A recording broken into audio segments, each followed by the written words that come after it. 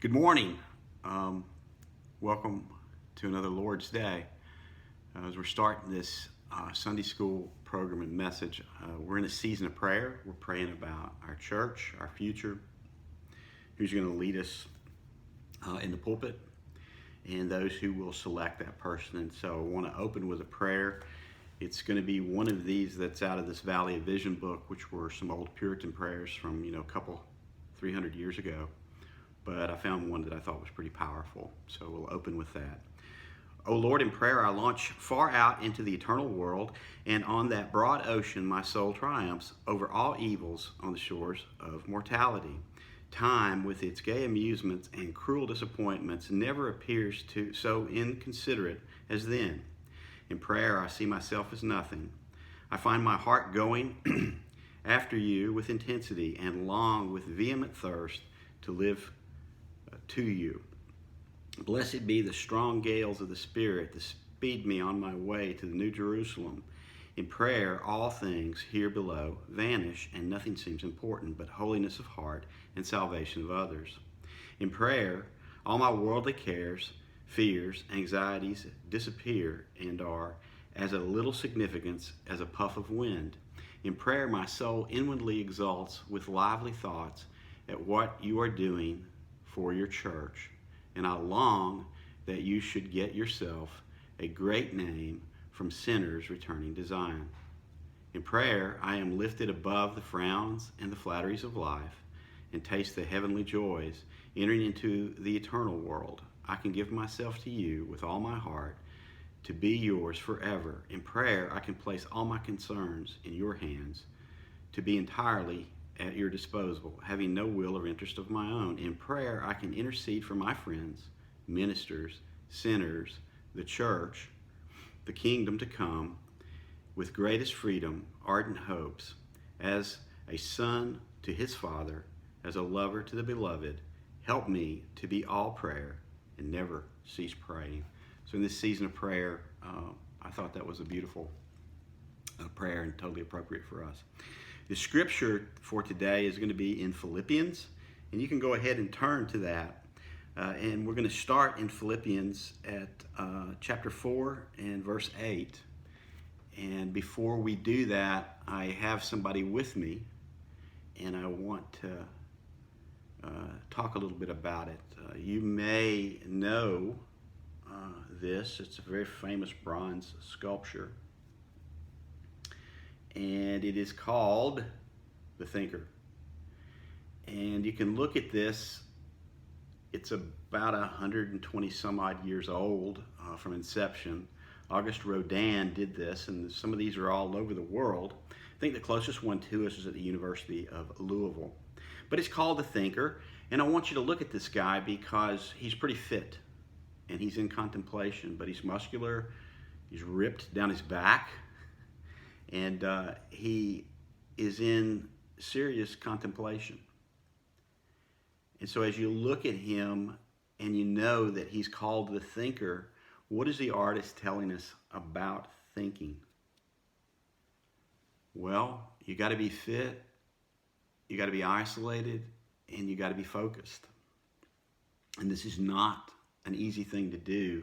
Somebody has to be fit to do it, and you can see that from the sculpture.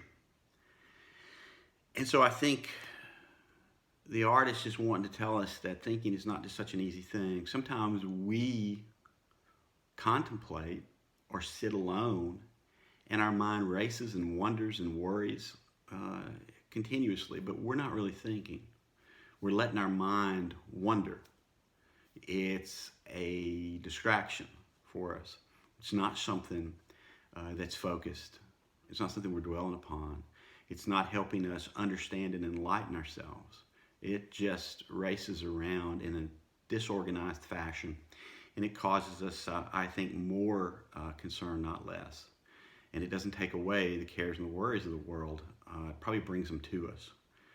And so I think when we try to think about things, it involves focus, contemplation. It's not easy, and it's not over really, really fast. And so when we're thinking, it's very, very difficult to stay on task. and to analyze something deeply and critically and for our benefit. And so if you turned again to Philippians 4 and verse 8, we get some advice from Paul here at the end of the letter. And Paul is offering up the secrets to the peace of God and to the presence of the God of peace.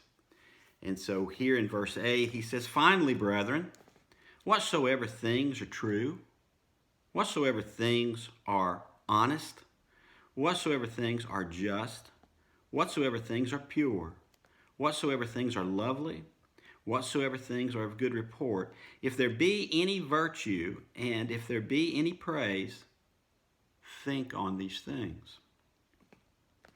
Those things which you have both learned, received, heard, and seen in me, do. And the God of peace will be with you." You're getting some advice here about how we need to be thinking. And there's a huge blessing at the end of this in verse 9, the God of peace will be with you. But we've got to really, really think. It's not a casual thing, is it? And what do we have to think about? Well, we got to think about the things that are true and are honest and are pure and are lovely and are of good report. And if there be any virtue or any praise, you got to think on those things. Wow, there's no worry in that.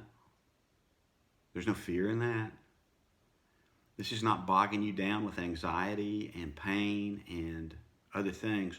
You're thinking about good things, but you got to contemplate it. You have to put the effort into it. It's not going to be a passing moment.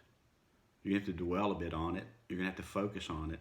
And what are you focusing on? These good things.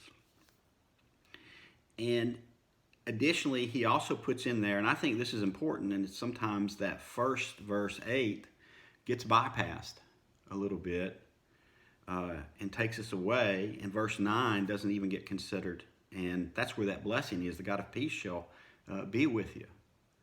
And so what in verse 9 does he also say? Those things which you have learned and received and heard and seen in me do.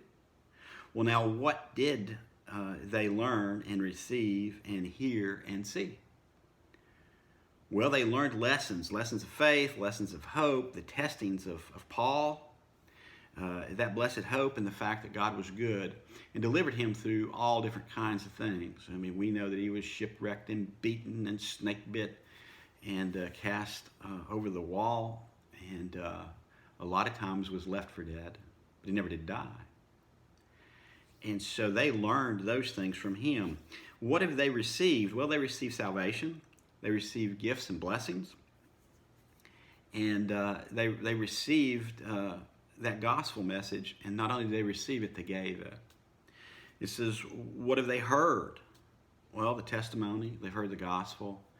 And they've heard about the message of the gospel that spreads like wildfire, exponentially reaching all kinds of people.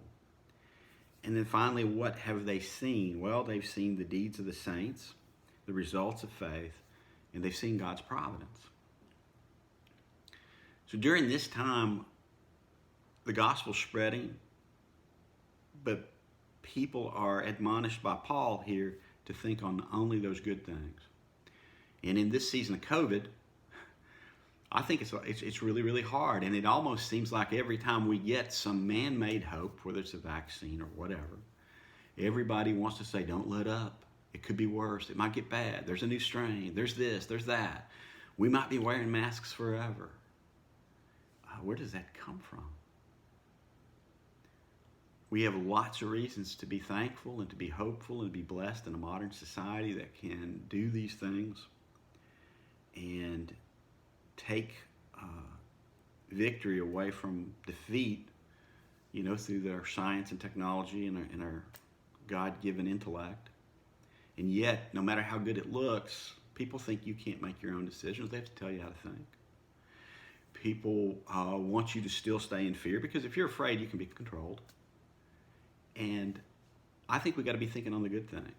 And we can't let those bad things that are out there push us into negativity, anxiety, depression, isolation, all those things. Certainly, COVID is real and many, many people have died. But we've got to think on the good things. You're not admonished by Paul to go in the closet and think about all the reasons you ought to be depressed and worried and defeated. You're supposed to be thinking on the things that are true and just and have virtue and anything that should be praised. But you got to think about it, and that's kind of hard. And it's diligent, and you got to take time, and you got to do it. There's no distraction.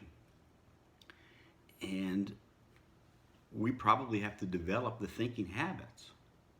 And the best way to do that is to think about these things and that blessing of the peace of God being with you when you do. And so my challenge for you today, and this is a little bit of a short message, sit down and think about the good. Sit down and think about the things that have virtue. Sit down and think about that stuff and take all the distractions away. Think about those blessings. Think about the things that are praiseworthy. And as you do, and you think about what you've learned and received and heard and seen, the peace of God's going to come for you. And the contentment that goes with that is going to come to you. And so please take a moment to think deeply about what you're doing and think it's hard work, but you're promised peace. Take care. Have a good Lord's Day, and thank you for your time.